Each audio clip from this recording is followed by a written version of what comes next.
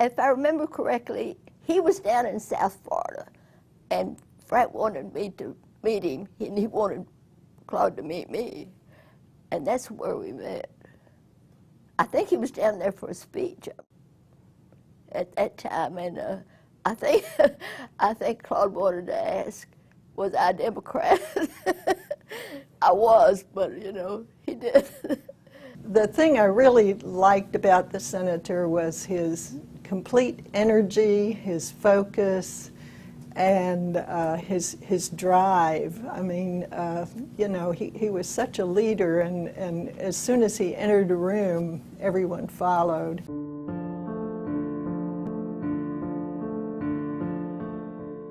Claude Pepper did everything when he was alive. I mean, there was no challenge that was too small, and he would just sort of tackle it. Let's introduce a bill. Let's do whatever. If it meant picking up the phone, he would pick up the phone. He did, you know, pick up the phone to call the president to do, and he did that his whole career.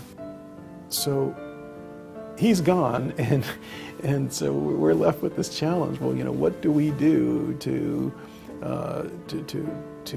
keep his legacy going? Because it's sort of in our own way, we thought that that's what we were supposed to do. You know, we clearly had the goal of the library beyond just sort of the physical element, that it would be a center, if you will, or someplace where people would, because we definitely talked about that as part of his decision to endow the foundation with the remainder of his estate. There was a large sense among some that the Pepper Foundation should be, these are my words, but you know, sort of like AARP. You know, should be in Washington, and you should be fighting for sort of national legislation, just as he would have done. So for a year or two, we were sort of headed in that direction. Personally, I didn't think that was a good thing. One, I didn't think that we could compete against organizations that were mature, had, you know, sort of either they were membership organizations or I also thought, you know, the expectations were too high. We weren't Claude Pepper, we were just Claude Pepper's name. And others thought also that it would take away from really what our mission, at least the tangible aspect of the mission, and that was to build this Pepper Center, something more than just a building in Tallahassee that would sort of be like the Roosevelt Library or like the Kennedy Library, where there was sort of things going on, conferences and research and whatnot. I think when things really began to happen is, or at least happened for FSU, is when the foundation was able to move from Washington, D.C. to Tallahassee. Senator Pepper's main objectives were to provide better health care for all the people of America, to lift the status of those who were living in poverty, really, or had insufficient income to meet their needs. He was a good representative of older Americans, not only from the political standpoint and the legislative standpoint, but because he was an older American at that time. The Claude Pepper Foundation is an umbrella organization that was created by Senator Pepper back in the middle 80s.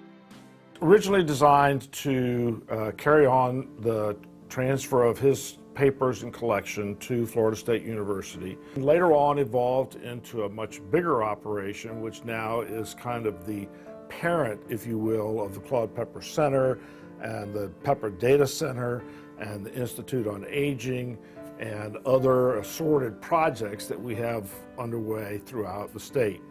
It's a multi-purpose building, if you will, that is designed to further Senator Pepper's values and goals. The museum is really a very unique learning location for scholars and others who want to see a major figure in politics in the United States history.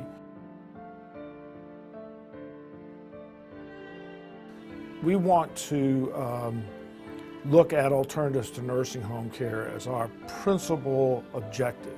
We've also been involved in looking at how to strengthen the financial security of elderly.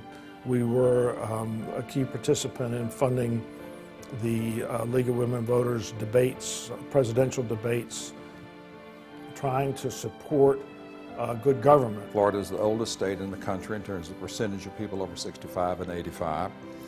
That's going to be true for the next 30 to 40 years. So the need for long-term care is going to grow. We are now the repository of information about healthcare utilization by over 1 million Florida citizens who are on Medicaid. And in a situation where you have limited resources, it's really important to determine how you can use them most effectively, and that's what we're set up to help the state, the legislature, the governor's office, and the Medicaid do. We have a staff that functions to maintain that database and do research using the information that's there. He had a great compassion for the underprivileged. Any group that was underserved or disenfranchised or didn't have a voice, that was what he spoke for. And I think aging was a big part of that, but I think the poor, the minority groups, there are just so many people that he was champion for.